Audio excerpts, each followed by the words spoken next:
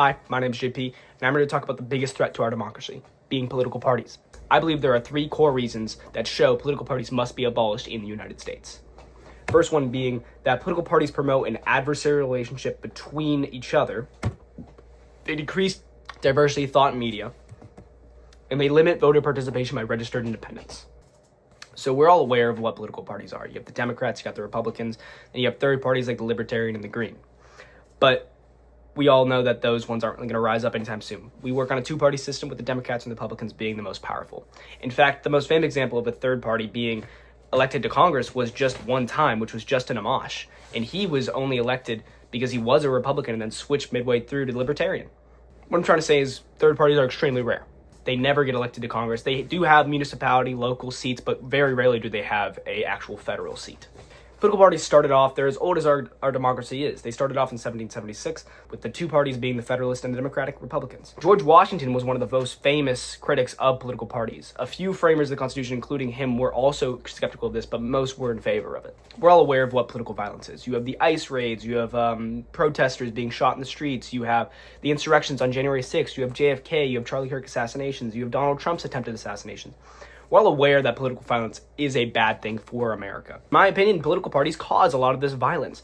Sure, you have issues between people, which there's always going to be violence about that. Our goal is to stop it, of course, but I'd say political parties indict this violence. They make it worse over time. Damon Linker, a political scientist at Penn State, in an article he wrote called "Without a Shared Vision, Political Parties Resort to Negative Campaigning," he actually says, and I'm going to paraphrase here, that political party leadership uses negative campaigning to stoke the fires on political ads and stuff like that. So then they can generate enthusiasm for their people and hate the opponents, thereby making them seem like a worse candidate. And the reason they do this is because it's the easiest thing. You know, it's natural. It's something that we've been seeing time and time again. And it's the best way right now, currently in our atmosphere, to promote a candidate. You see Trump doing this, Hillary, you see Kamala and Biden doing this with Trump. It's the easiest way and most natural way for party leadership to generate enthusiasm for their candidates. Basically, Linker is saying that negative campaigning is the easiest way for party leadership to win, pretty much. And if they don't try to do this, the party may turn on themselves and vote them out of office. But negative campaigning is a bad thing. It causes a lot of violence over time. Negative campaigning over time causes a political atmosphere that none of us want to be in. A great example of negative campaigning being the hands or white hands ad pushed by Jesse Helms against Harvey Gantt. I'm going to play the ad right here. You needed that job, and you were the best qualified, but they had to give it to a minority because of a racial quota.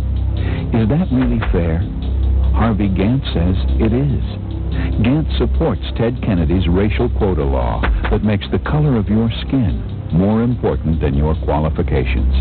You'll vote on this issue next Tuesday.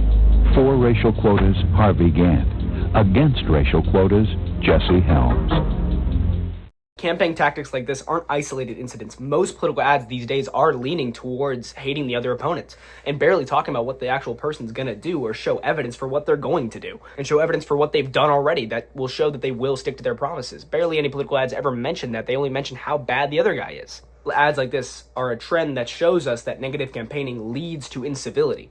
Michael Wolff, who's an American journalist and media consultant, he wrote an article, and I'm going to paraphrase this one as well, that negative campaigning done by party leadership leads to political incivility. When we take Wolff and Linker's words together, we can easily see that both parties use negative campaigning to win, but that causes political incivility.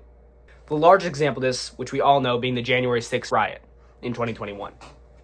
It was an attempted insurrection, and Republican Senator Ben Sasse of Nebraska said on Twitter, "Lies have consequences. This violence was an inevitable and ugly outcome of the president's addiction to constantly stoking division."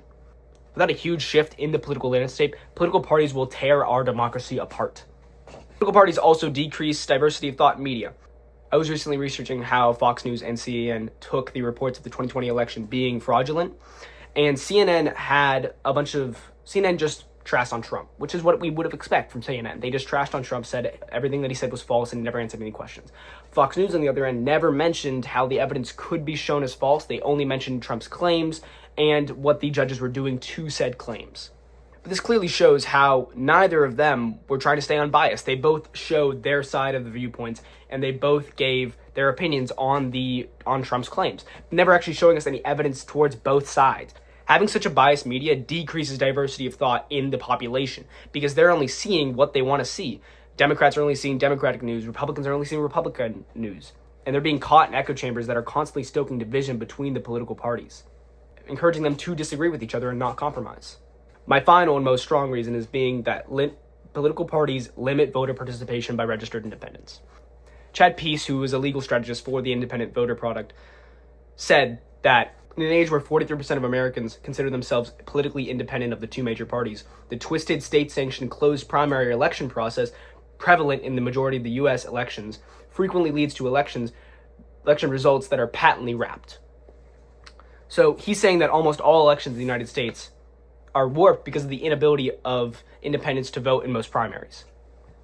This creates representatives that only represent small fractions of the state's voters.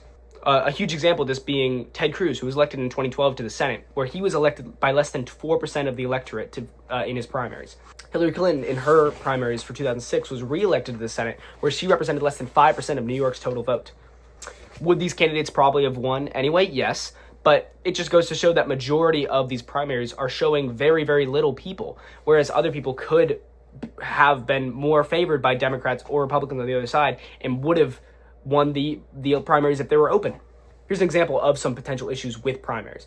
Let's say that you have Harvey Dent, who is a Democrat, and he has an 80% Democratic approval, but he's only approved by 15% of the Republicans. And you have Mike Ross, who's also a Democrat, 60% Democratic approval, 45% Republican approval. Then you also have Ben Yahoo, who's a Republican. He has 25% of the Democratic approval, 80% of the Republican approval. Then you have J.D. Vance, who's a Republican, and he has 45% of the Democratic approval and 60% of the Republican approval. If you were to do a primary with Ben Yahoo and J.D., you would see that Benjamin Netanyahu would come out on top because he has 80% and J.D. has 60%. And if you were to do a primary between Harvey Dent and Mike Ross, Harvey Dent would come out on top, and Mike Ross wouldn't because he only has 60%.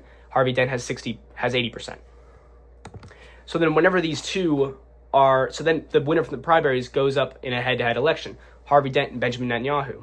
The final election is between two people that half of America doesn't want to see in office. Harvey Dent, sure, he has 80% of the Democrats, but 15% of the Republicans. He doesn't have enough. And then Benjamin Netanyahu, 25% of Democrats, 80% of the Republicans. Whereas if we had Mike Ross, Republicans would have preferred that he was up there rather than Harvey Dent. And if we had J.D. Vance, the Democrats would have preferred him up there rather than Benjamin Netanyahu. So this just goes to show that primaries, having them closed, creates people that don't really represent what America wants. Those are my reasons why political parties must be abolished in the United States. The question is, what can you do to help this cause? You can do a few things. You can contact your representatives, tell them why you don't want political parties here anymore. You can also raise awareness, spread the word. Political parties aren't needed. There's better ways to do things. And then you can also vote. You can vote on issues that seem better and suited towards gerrymandering or having an open primary. Hope you like this video. Please let me know in the comments what your thoughts on this are, and I'm planning on coming up with some more things later.